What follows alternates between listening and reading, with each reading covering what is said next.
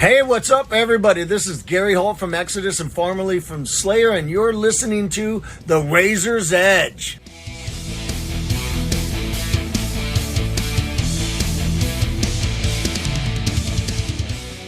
Hey guys, Tom from the Razor's Edge here, and I'm sat here with Pierre from Herod. How are you, sir? You well? Yeah, I'm pretty good. Pretty good. Sunday evening with family, so all good Lovely. here. Yeah, apart from obviously I've pulled you away for a little bit just to have a little chat. Easy, no problem, no problem. um, let's go back a little bit first. I mean, how have the last few years been for you with the pandemic and everything? Like, obviously, you know, you've come out the other side of it, okay, but like, how have the last few years been for yourself and for the band, of course? Yeah, and actually not bad because we released the last record in 2019 and we toured quite. We were happy to, yeah, we did a nice European tour opening for The Ocean in 2019. So we were pretty done with the touring when March 2020 happened.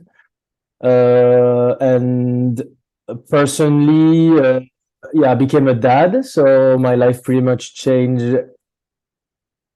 And we took the time to basically compose and rehearse the album that is releasing now during the pandemic time, and it was actually pretty nice being in Switzerland. It was pretty quiet, I would say.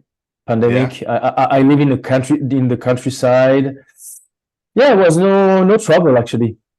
That's really good. Congratulations on becoming a father, by the way. Thanks. Second one is coming. So. Oh no! Yes. There's no stopping you. Yeah, we'll talk about that. We had to cancel Art and Gent, basically. Oh, no way. Yes, because the term of pregnancy is like too close to the gig. Oh shit! I'm gonna be there. Yeah, that was super hard. That was a super hard decision to take, and it's no way I can be in Bristol or somewhere, and my wife is giving birth. I mean. Well, no, makes sense. I think you'd rather be at home.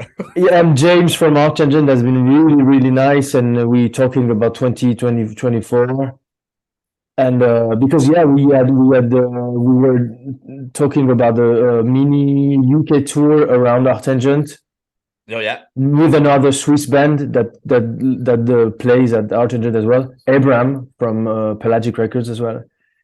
But yeah, I had to cancel it all, unfortunately. Oh, that's such a shame. But I mean, it's not like you're cancelling for shit reasons. You're going to become a dad again, so you know it's quite a nice thing to have to cancel for. Yeah, and 24 is an option. Yeah. Yeah, and hopefully be back next year, so it's not an issue at all. I'm sure. Yeah, everyone will be sympathetic towards it, so it's all good. Sure. Let's go all the way back though. What actually drew you to music in the first place? What made you want to be a musician in the first place? I spent my youth years playing hockey, ice hockey mainly. Yeah. I got into guitar pretty late. I remember I think hearing Painted Black when I was like, 10, 12. And I thought, yeah, guitar is something nice. I should try this. And then having a band with my brother who was a guitar player, drop tuning, then something was I realized I could play with my tuning down, and then I realized distortion was also something, and then I was stuck. And yeah, classic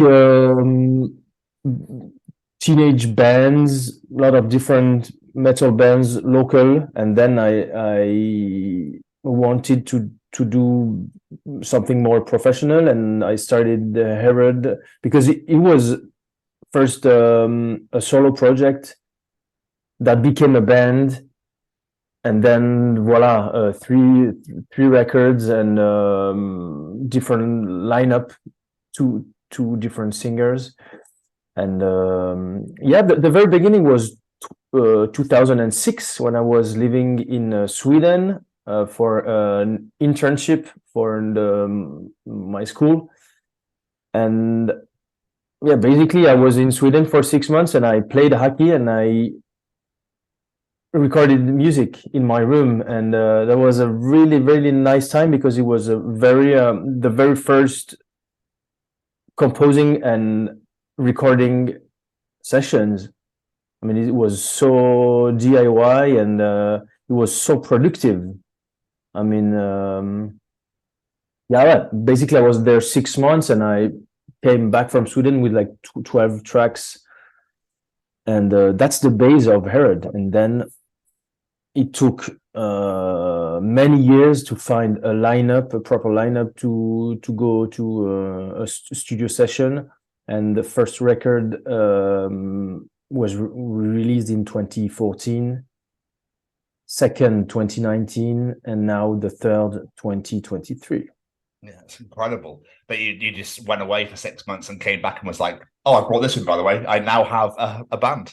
Yeah, I didn't have a band. I had tracks. I had weird demos, really weird demos, because I had like a 4-track recorder. I had 4 options. I mean, one track was the drums, like a really old drum machine. So in one track, then second, third track was guitar left and right, and then I had a 4th track was either vocals or either a guitar overdub, and that was it. So funny time.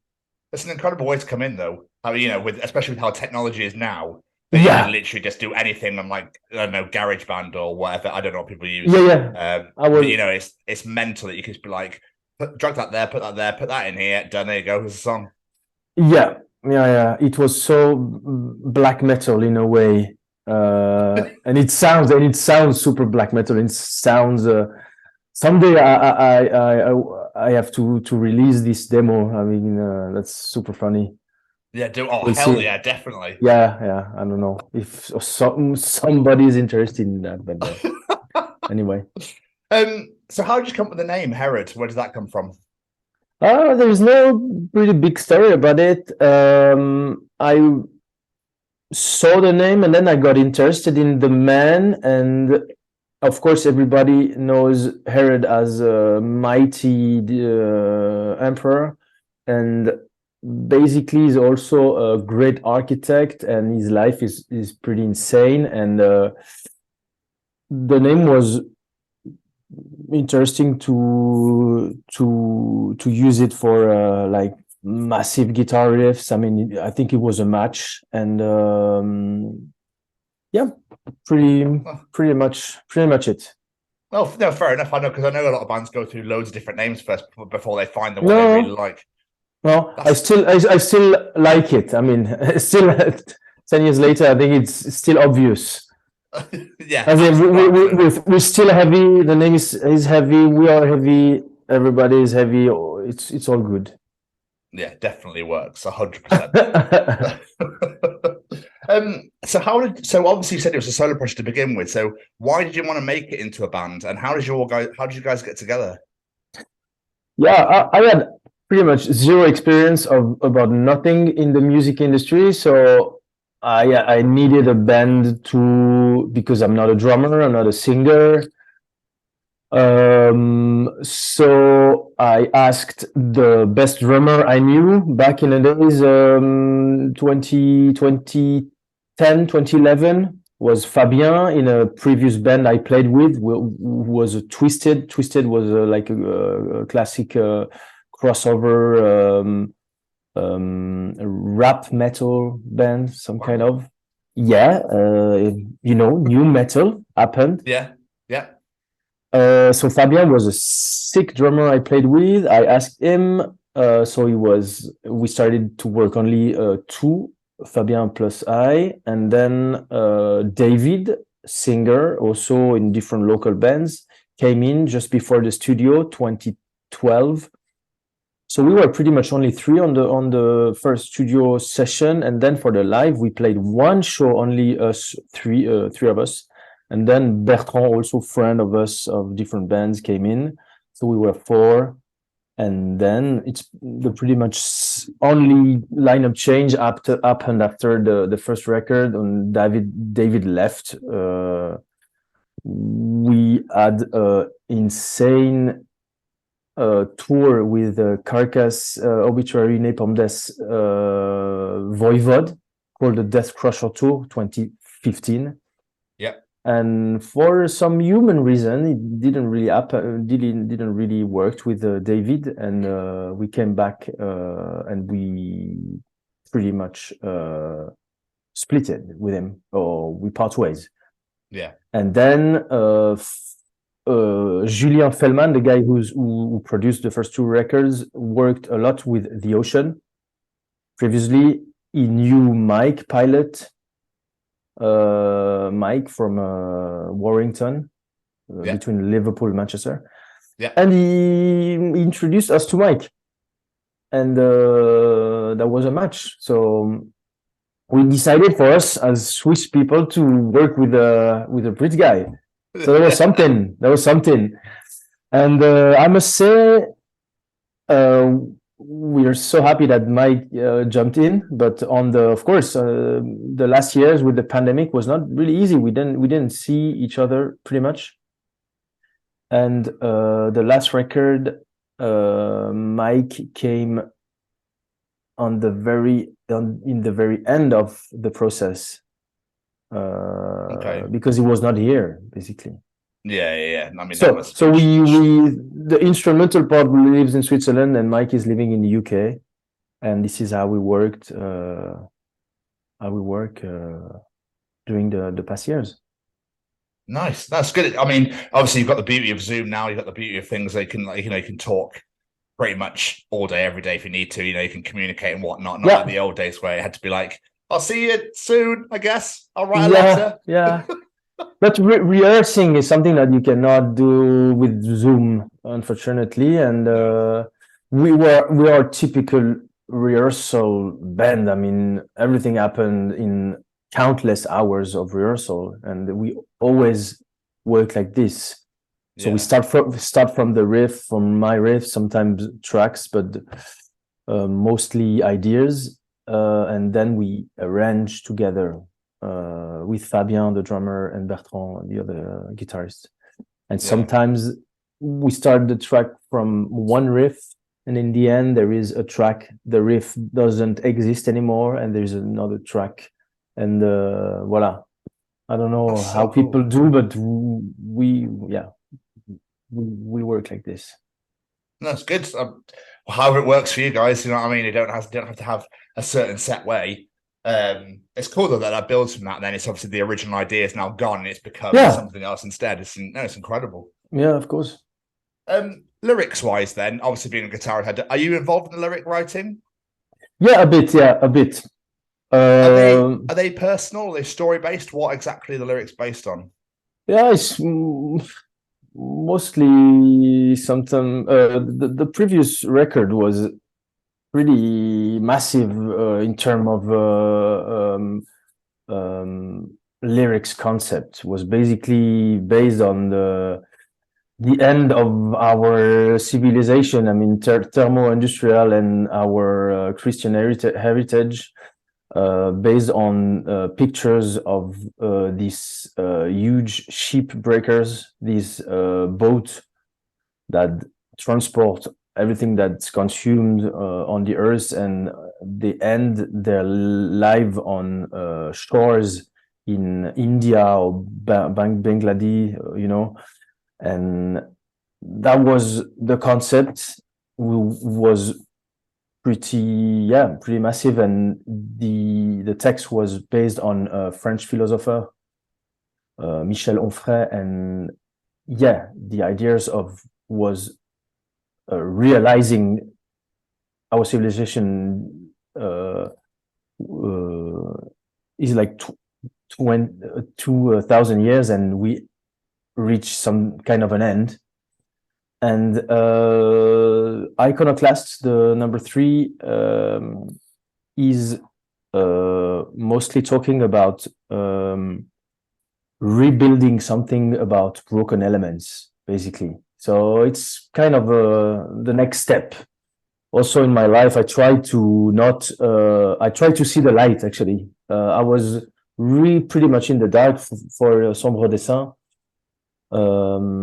And now I try to, of course, with the family as well, you cannot be doomed, I mean, all the time, or depressed. I mean, I try to, and in my personal life as well, I try to imagine some kind of a new world based on the ashes of this one. I mean, we're not really optimistic. I mean, I think I just face what's going on. Yeah. And we talk a lot, you know, in Herod. Sometimes we go to rehearsal and we basically don't play. We just talk. And I changed my life. I wanted to be in an action mode, and now I raise sheeps. I raise them. I sell the meat. I grow vegetables. I also sell them. So it's I need more autonomy in my life, and that's the link with Iconoclast, basically. Okay. I'm sorry that you were going through some shit times, though.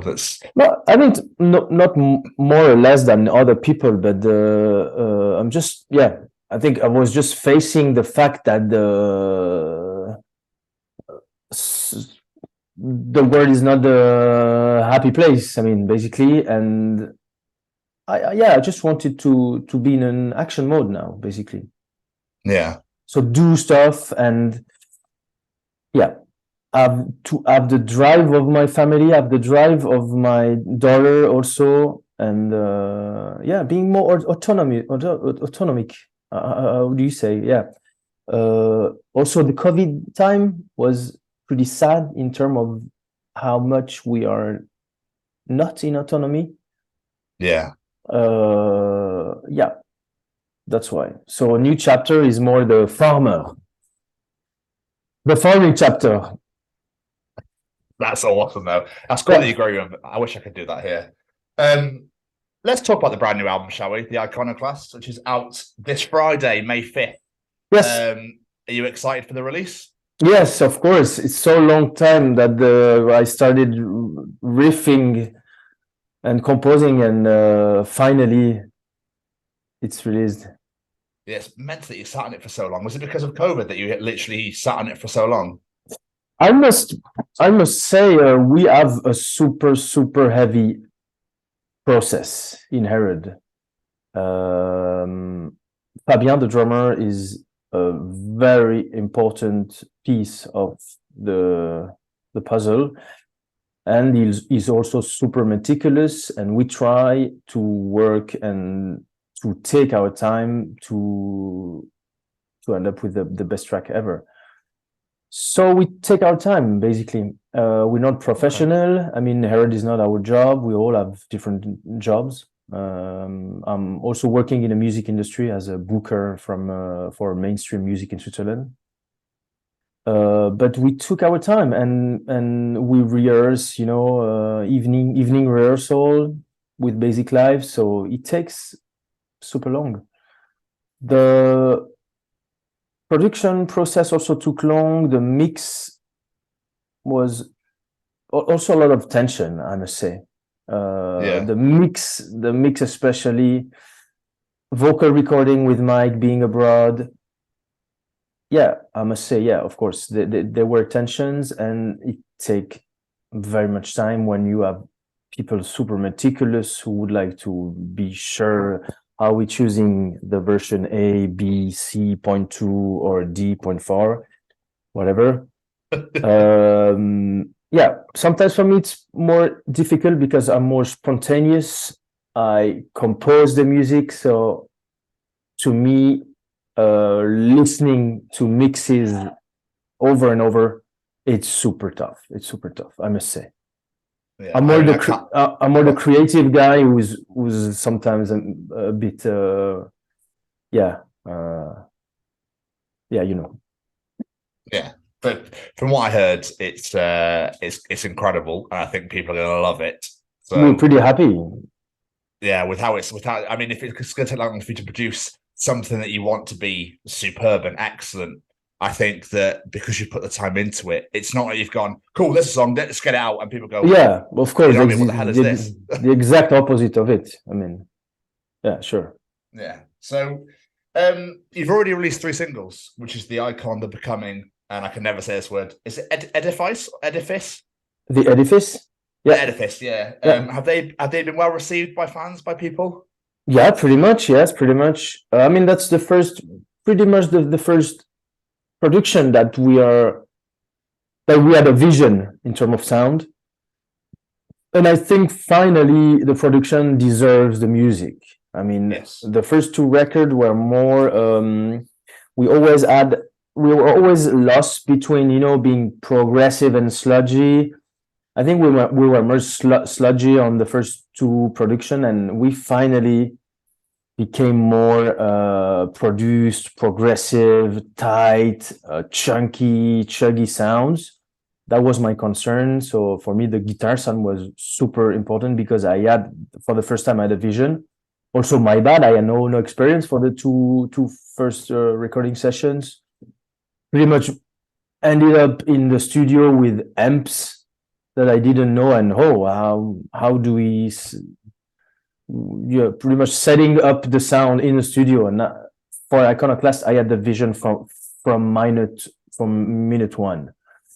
I had this idea to mix a very tight production with something more dirty, but still, equally dirty and tight. That was it. That's it. Yeah. And I think it's working. I mean, we had exactly 2 rigs in terms of guitar. I mean, one was super tight and the other one was crazy mad. And we basically blend them. And this kind of madness you hear is this B rig.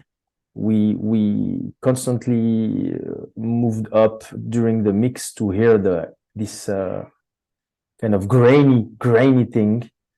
Yeah. And the rest is also superb. I mean, Raphael Beauvais, the guys who mixed it, is a friend, and he worked with he produced the Nightmare Records. I don't know if you know them. He did some. I've not heard. Nightmare is like a project from I guess Berlin. Okay.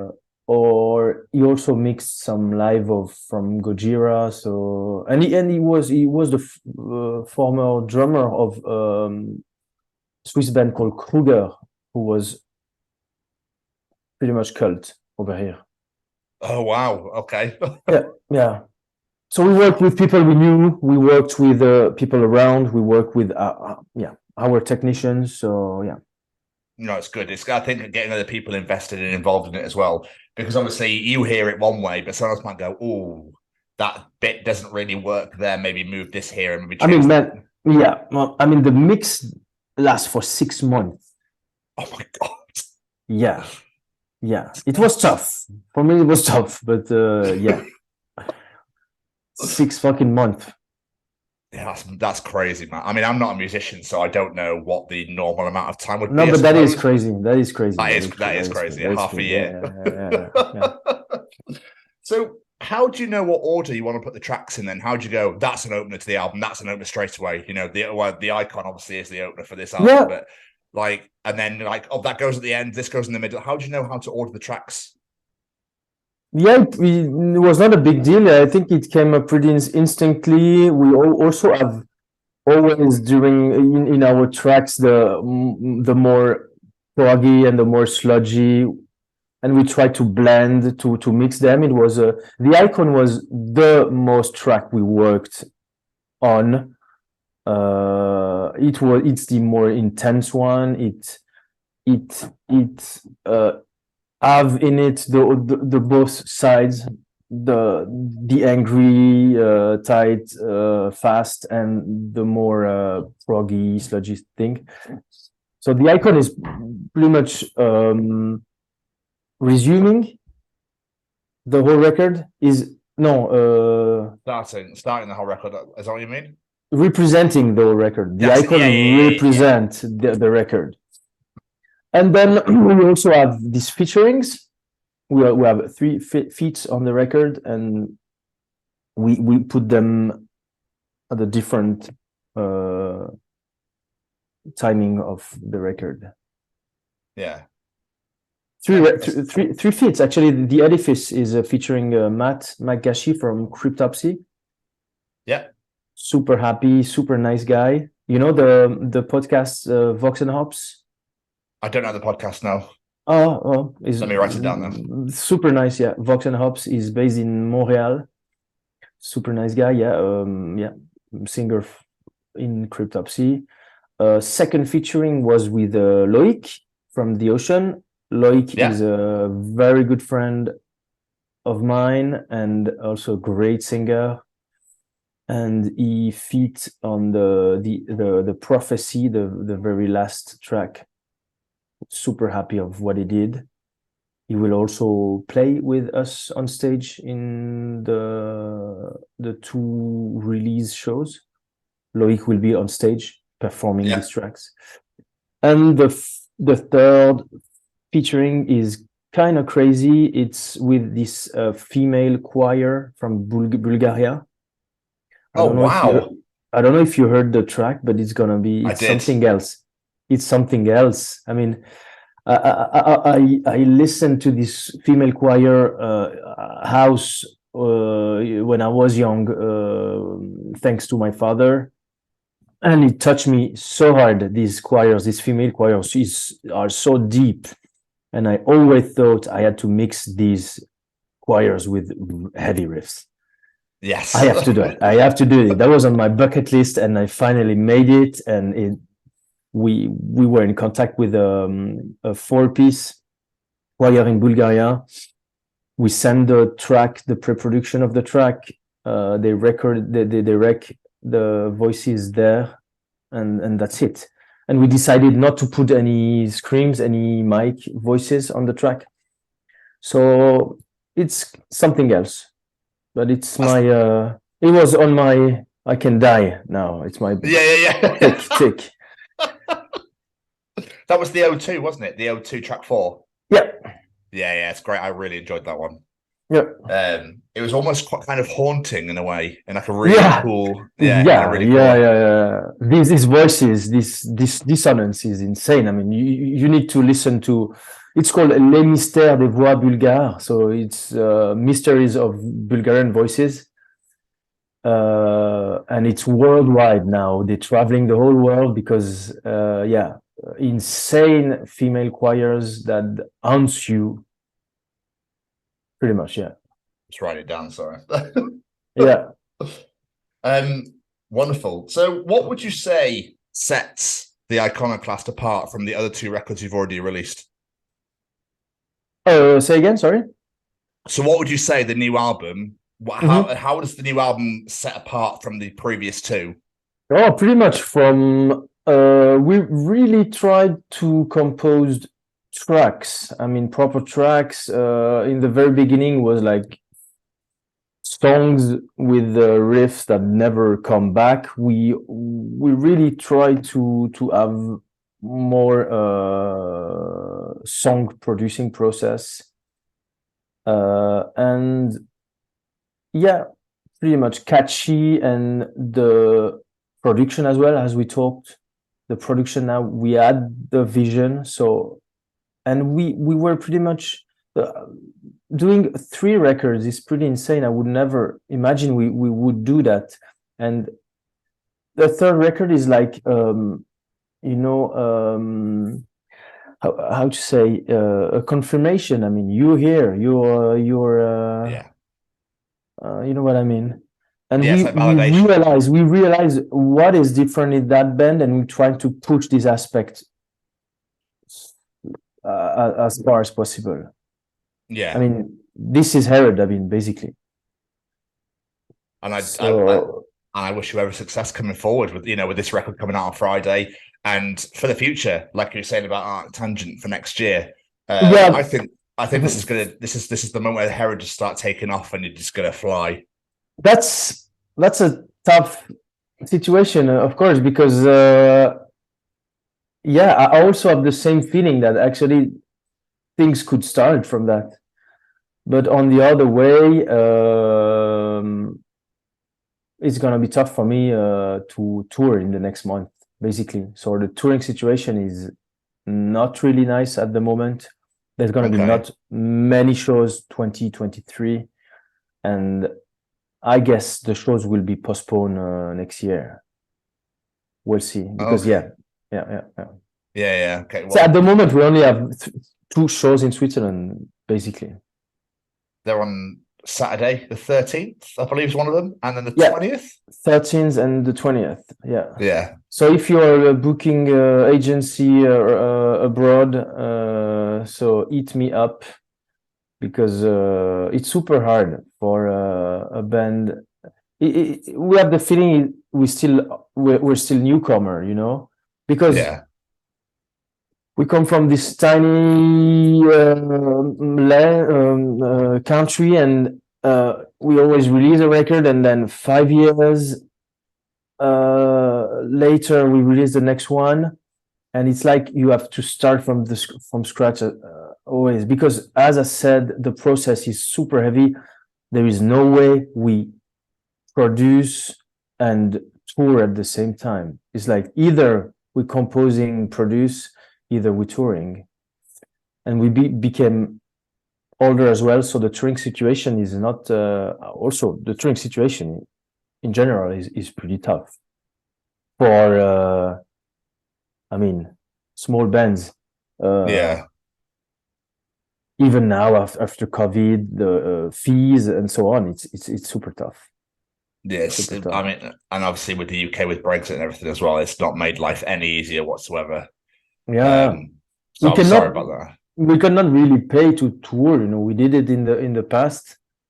That's what we said to the record label. I mean, we need conditions. I mean, I cannot pay to tour. Our Tangent was pretty much an exception. Yeah, because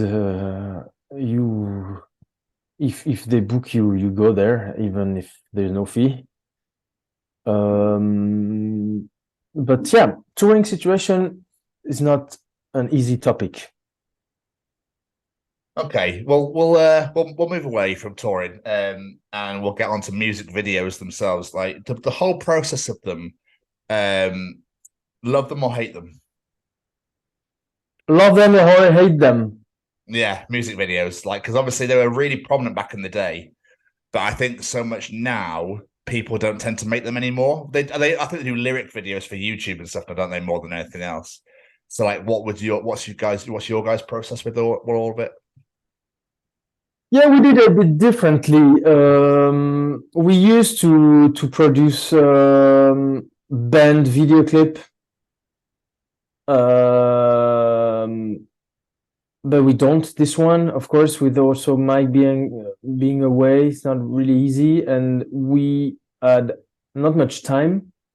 Yeah. I mean, I had not much time in my life, and I pretty much decided to do different format, different how do you say? Yeah, we never did kind of lyrics video. I tried to produce one. I did it myself, basically. So I did the lyrics video for The Becoming. Yeah. And then we asked a French guy who did all the previous video clip. He did the official video clip for the Icon. It's pretty much artistic. There's no band, so we're super happy of the result. And he did it on his side, you know. He did it in Paris. And the third one was a guitar playthrough. Never did kind of this. Never did a playthrough before. And I thought playthrough pretty much suck. I mean, they're pretty much dudes in their room with like a shitty background like this one playing. And I thought, why shouldn't we do like a very produced playthrough? And I teamed up with a filming production company, and we filmed me playing in a huge place. Yeah. And I don't know if you saw it, but I played the five different part of the track, the Icon, and there is five me in the room. No way. Yes, I did this. So cool. A midlife crisis, man. I did this so fucking megalomaniac. So that's that's awesome, man. So that's the Icon playthrough. It was released 2 weeks ago. I'm definitely going to go and check that out now. I'll go and find it. Yeah, you will find it. That's awesome, man. Pierre, man, this has been so much fun, dude. Like, I've really, really enjoyed talking to you. Before I do let you get out of here, though, are there any social medias, any plugs, any websites, anything you want people to go and check out? Yes, of course. Website, herodnoise.com. We're on Facebook and Instagram, Herod Noise as well.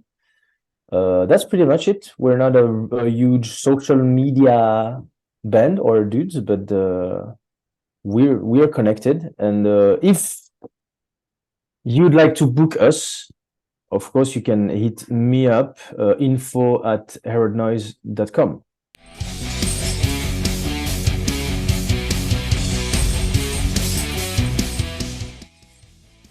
Thanks for listening. Make sure you keep up to date with future episodes by subscribing to our channels. For more information on this podcast, or for all the latest music news, reviews, interviews and more, head over to our website, www.therazorsedge.rocks.